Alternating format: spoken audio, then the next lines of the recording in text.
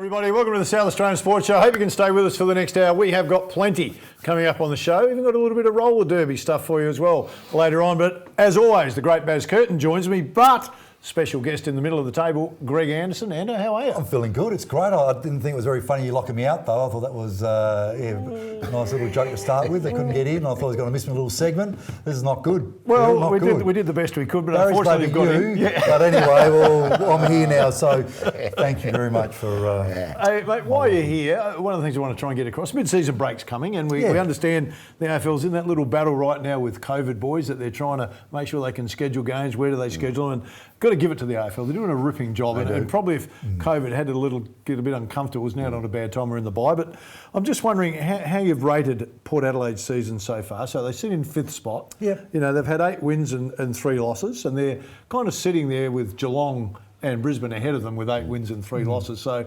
not a bad spot. How have you rated the first part of the season? Well, if you told me at the start of the season you can be 8 and 3 at the break, I'd grab it.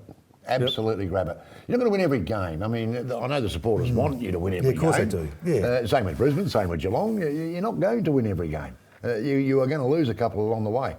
So at the start of the year, if you said, Baz, you'll be 8 and 3, I'll go, thank you very much. I'll have that, because you can come home with you've got a base. You've got somewhere to go. Yeah. If you're 5 and 6 or 6 and 5, you're in that whoa. Ando, how about you? I think they're in a good spot. Yep. Not a great spot. I think they're in a good spot. I think, I suppose, a little bit of their consistency over 4 quarters on a few games, and Collingwood was one, Freo's another, the last 2. A few little injuries, little niggles are starting to, and as you said, it's probably a good time because of the fact that they got the buys. But I do agree with Ken Hinkley. I know he spoke that they're not in a great spot and they're in a good spot, and I really agree with that. I thought that's for a team to say, well, you know what, we should have beaten Freo by a lot more than we did, and we really gave them a chance to get back into the game. Collingwood really, they all but lost it really, how they performed, and I just think they're in a good spot. All right, I'll play the devil's advocate here because I'm the defender of the coaches as always, but we're not a great team, we're a good team was Ken Hinkley's comment after they played Brisbane. So at what stage, he's 9 years into the job now, so has he opened up a door where people could peep through and go, well, you've had the job for 9 years. Choco got it in 3 or 4. Damien Hardwick's had 3 in that time. Luke Beveridge has won 1. He wasn't there for 9 years. You kind of go, and Adam Simpson's won 2 or 3. Hasn't been there for 9 years. So what are you giving us? Has he opened up that door? No, because I think Port could have easily won 2 flags in the last... They should have won 2-14. They were absolutely shafted in a prelim at v Hawthorn, and no one will tell me any different. I don't care. I'm a Port man, I know. Yeah. But if you look at that game, they were shafted, and they would have gone on and won the flag. I have no doubts about that, 2-14. And I believe last year... I feel the same against Richmond. I thought we... Had they got over Richmond when, there was a couple of dodgy things happened right at the end of that game as well, they would have won the flag. So I plus they decided to kick to Vancouver's as well in that last 5 minutes, where really, if they just got it over his head, they would have won the game. Well, that's the thing. And the same with the West Coast elimination final. The old extra time holding round the neck to the diver ducker. I mean, if you look at those little instances there, I think Ports have been really good. I think Port have been very good. So they've got 3 premierships. So no, we get out the AFL book, it'll say mate. we've got 3 premierships. No, it will not. Oh, it won't. But it will say... they haven't got any.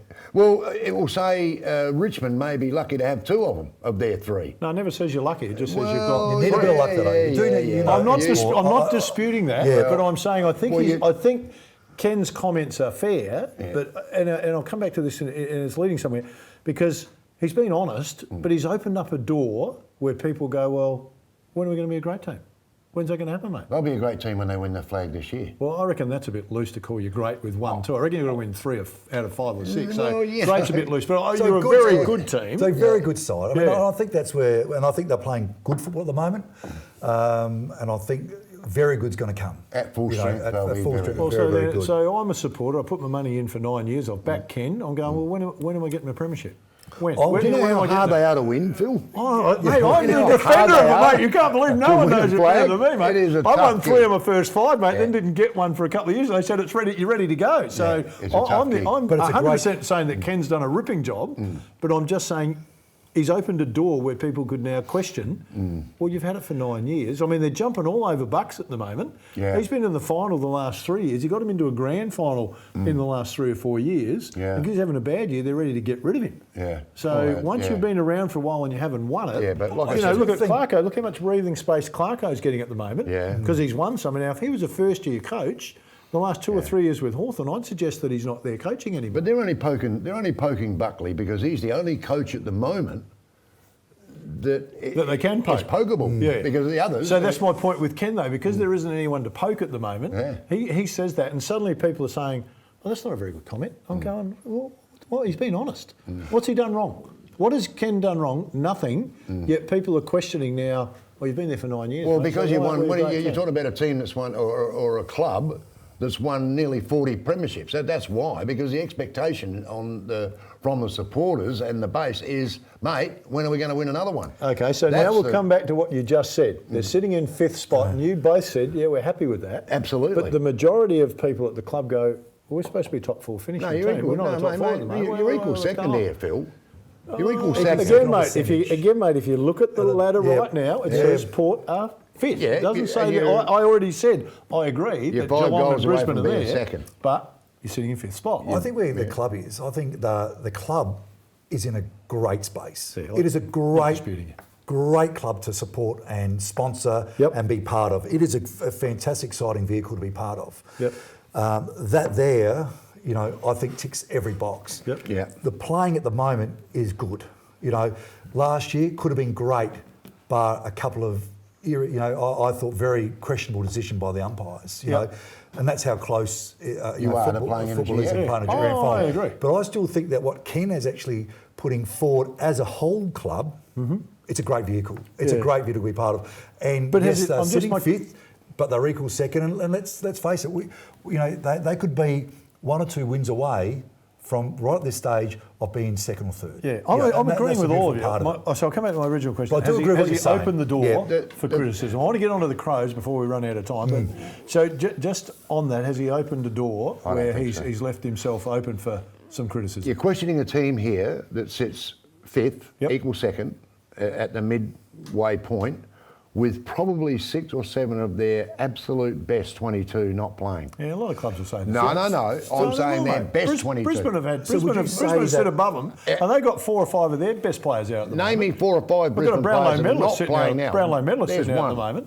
There's Yeah. one. So would you say I mean, I that- don't know their list The well others enough, are coming but back. They all have Richmond have too. I No, will not they're back. subscribe They're to back. the argument that clubs have got injured players out, because all the clubs have got injured players so out. do you but think- And I not know of it the calibre depends of on that. your player. Well, Not the calibre of the I'll ones have a that look you and we'll want to come say. back. Ken Higley should have said we're in a very good space at yes, the moment. that's what I think. We can be great. And we're on the way. Yeah, good probably is Yes. a couple down where I think we're at. Well, so my You know. closing remark on it, again, I want to get to the Crows, Yeah, is of that course. as a playing group now, how does he tell them that I believe that we can win this? Because I'm saying you guys he are would good. have already told them that. Yeah, you Phil, guys are trust good. me. You guys are good, but you're not great. You're good, but you're not great. Richmond are great because they and you know Do you West ever Coast tell are a team great. that though? But you're saying that. But you're technically media-wise, So you're, but as you're, a coach, you're you go to your players 100%. halfway during the year and say you're brilliant. 100%. Your job as a coach is to sell them into belief. Yeah. That's why John Cahill was so Mate, successful. he would have, was. Oh, that's Hinkley would true. have told this group Yeah, that I they agree. can win the flag. All right, No okay, problem. so let's talk about the Crows. They sit in 15th spot at the moment, but they've got 4 wins and 7 losses. Yeah. How do you see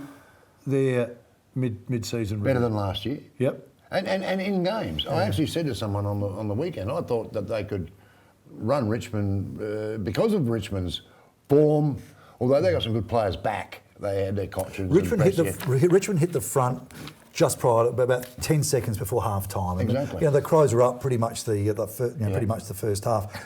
They got a lot of young players. I mean, they were really relying on Keys and Laird and Sloan and Walker. 11 but under they 50. had 10 players that had less than 50. less than games. 50 dream time points. And that's just, you know, not a dream time point, what's that mean? But have 10, Yep. you know, You can't win. you can't win. And that just shows lack of experience. And they need more leaders. And they're growing. And you know, I think they're, you know, an average side playing, you know, not bad footy. Yeah, it's an interesting one. And that's isn't where it? they're at. And I made this point to Baz last week. If you were walking down the street and you talk to 20 people that go to the footy, they'll all say to you, gee, Nixie's doing a great job with the Crows. And I do as well. Yes. Oh, and I agree. can't believe it. I'm not disputing and I that. believe that as well. But then you could walk around and the same people will go, oh, geez, Hinkley's struggling a bit with Port Adelaide. 8-3. Wait a minute. Because they won by a point last week and you won by a point last week. You both won. Oh, I'm struggling to see what the difference is. The job is to win. Anyway. I think he's instilled a bit of Port Adelaide in the Crows, to be honest. He's come from Port Adelaide, and there's a lot of things happening at the Crows at the moment that you read and you go, hang on. It's going to take time with the Crows, there's no question. You boys hold on. We've got plenty to talk about at the close, don't you worry. We need to get over to Jamie for the news. Jamie? Thanks, guys. I'm Jamie, and from here on, I'll be taking over SA Sports Show's weekly wrap-up of local news. Port Adelaide Football Club have announced that they are to receive $1.5 million in funding from the Office for Recreation and Sport. The Chief Executive of Port Adelaide, Matthew Richardson, says the funding is a significant step in the right direction for the club and, most importantly, the local community. The money will support the precinct redevelopment around Alberton Oval and will also provide top-of-the-line facilities for current AFLW athletes as well as athletes of generations to come. West Adelaide secured their SANFLW Grand Final spot last Saturday, valiantly taking away the win against Norwood. The Westies closed out the preliminary decider at Cooper Stadium with the scoreboard reading 40-16 by the final siren. Mel Elsgood and Chelsea Bedell each scored 2 vital goals, helping to propel their team to a strong victory. Theberton Oval will also play host to competitors this Saturday, which will see both Glenelg and West Adelaide playing in their first grand final. For Netball SA's Indigenous round this week, South Australia's best Premier League netballers hit the court with specially designed uniforms. Tiara Miller, who is currently the only Indigenous Premier League player at Garville, was asked to design her own team dress. Oakdale, South Adelaide, Contacts, Newton Jaguars, Metro Jets and Tango wore the dresses, which showcased symbolic Aboriginal Australian artwork. For cricket news, Nick Hockley has been appointed the new Chief Executive of Cricket Australia. He's been the company's interim chief executive since last June and has worked senior positions with the ICC Cricket World Cup, London 2012 Olympics and Paralympic Games. Hockley also helped to guide Australian cricket through the Indian Test Series last summer when the global pandemic was becoming a looming threat. Now, speaking of Port Adelaide, the boys in teal cleaned up Fremantle last Sunday, cruising away with a well-fought win. Freo's 69 points were no match for Power's 115, with Dixon and Powell Pepper scoring 3 goals each. The win enabled the team to maintain their 5th place spot on the ladder. Freo Switkowski did unfortunately leave the field though with hamstring issues, so we wish him the best in his recovery. This weekend is a bye for Port, but tomorrow night we'll see the Crows take on Collingwood at Adelaide Oval. Let's see if they can climb from that number 15 spot on the ladder. That's all I've got for you this evening. Be sure to stick around because we've got more on the way. I'm Jamie Tennecock and we'll be right back after the break.